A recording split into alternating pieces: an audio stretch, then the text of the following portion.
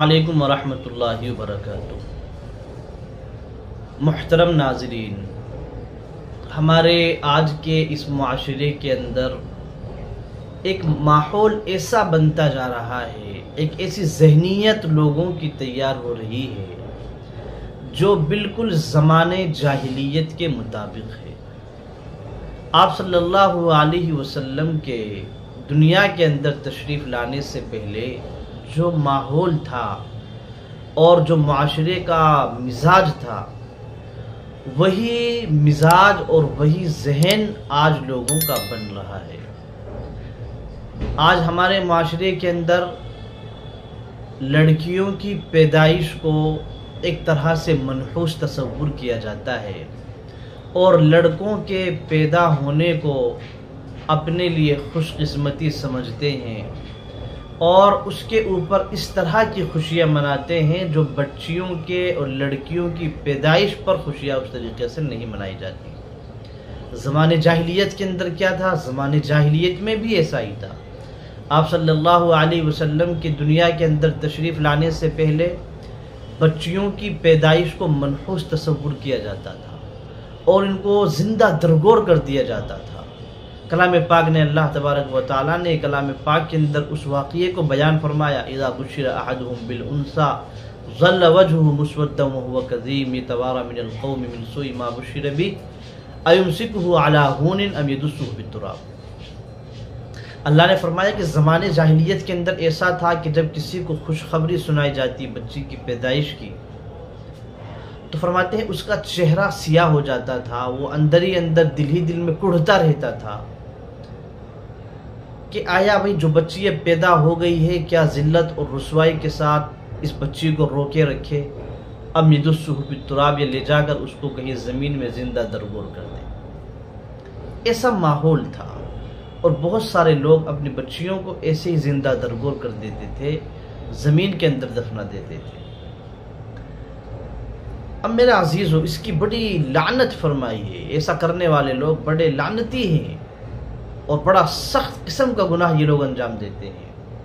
جب نبی پاک صلی اللہ علیہ وسلم، میرے ماں باپ اور ہم سب کے ماں باپ آپ پر قربان، جب دنیا کے اندر آئے، تشریف لائے رحمت للعالمین بن کر، تو آپ صلی اللہ علیہ وسلم نے بچیوں کی پیدائش کو رحمت بتلایا۔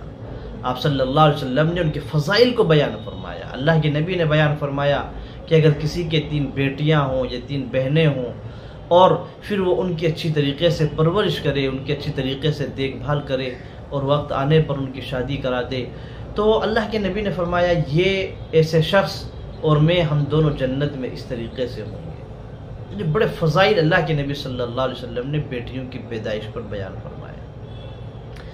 لیکن ناظرین، آج کے پھر اس دور کے اندر، آج کے اس ماحول میں جس سے ہم گزر رہے ہیں، اس میں بچیوں کی پیدائش کو منحوس تصور کیا جاتا ہے اور اب چونکہ زمانہ اپڈیٹ ہو چکا ہے، اس زمانے کے اندر جس طریقے سے آج کے زمانے میں الٹرا ساؤنڈ وغیرہ ہوتے ہیں، اس طریقے سے الٹرا ساؤنڈ وغیرہ نہیں ہوتے تھے، تو اب تو معاذ اللہ بہت سارے لوگ ایسے ہیں کہ جب پتہ چلتا ہے الٹرا ساؤنڈ کے ذریعے سے، بہت سارے لوگ بڑی بڑی رقم خرچ کر کے ڈاکٹروں سے معلوم کر لیتے ہیں، پتہ چلا کہ بھئی بچی ہے تو اس کو وہیں کیا ہے دفن، پیٹ ہی میں دفن کر دیتے ہیں، اس کو اسی طرح کی دوائیاں کھلا دیتے ہیں کہ پیٹ ہی کو اس کے لیے قبرستان بنا دیتے ہیں۔ معاذ اللہ، یہ بڑی شرمناک بات ہے معاشرے کے لیے محترم ناظرین۔ بلکہ یہ کہتے ہیں کہ بھئی دیکھو، بیٹا تو اللہ کی نعمت ہے اور بیٹی وہ نعمت نہیں ہے، وہ تو اللہ کی رحمت ہے۔